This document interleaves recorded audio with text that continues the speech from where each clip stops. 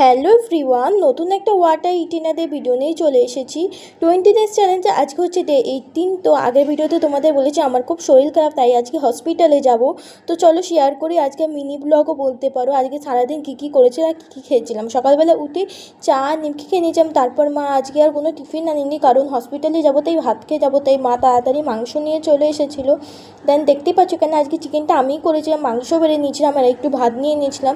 এটা খেয়ে আজকে হসপিটালে যাব। ভাত খেয়েই তাড়াহুড়ো করে রেডি হয়ে বেরিয়ে পড়েছিলাম। আজকে একটু দেরি হয়ে গেছিলো, এই দেখতেই পাচ্ছ হসপিটালে এসে পৌঁছে গেছে। আমি হসপিটালে ঠিকমতো ভিডিও কন্টিনিউ করিনি, এখানে আমি বসে আছি, মা কারণ ওখানে টিকিট করতে গেছে, ওখানে বসে বসে চারিদিকে অবস্থা দেখছিলাম। দেন তারপর টিকিট হয়ে যাওয়ার পরেই দেখতেই পাচ্ছ এই দেখো মা আগে ছুটছে, কারণ দেরি হয়ে গেছে, মাকে আগে লাইন দেবে।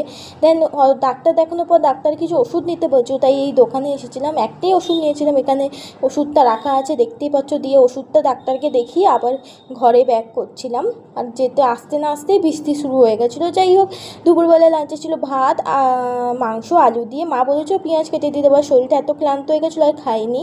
দেন তারপর সন্ধ্যেবেলা একটু চা খেয়েছিলাম। রাতের বেলা মা বললো যে একটু দই বার করে চিনি দিয়ে গুলে দে, তাই এখানে দেখতেই পাচ্ছ দই চিনি দিয়ে গুলছিলাম। বাট এই দইটা এত টক আমি বলে বোঝাতে পারবো না। দেন তারপরে আমার লাঞ্চে ডিনারে ছিল ভাত, মাংস আর এক টুকরো লেবু। আর হসপিটাল থেকে একটা ওষুধ কিনতে বলছিল, এই ওষুধটা খেয়ে আজকে দিনটা এরকমই কাটলো। কেমন লাগলো অবশ্যই জানিও কমেন্ট বক্স। Okay bye.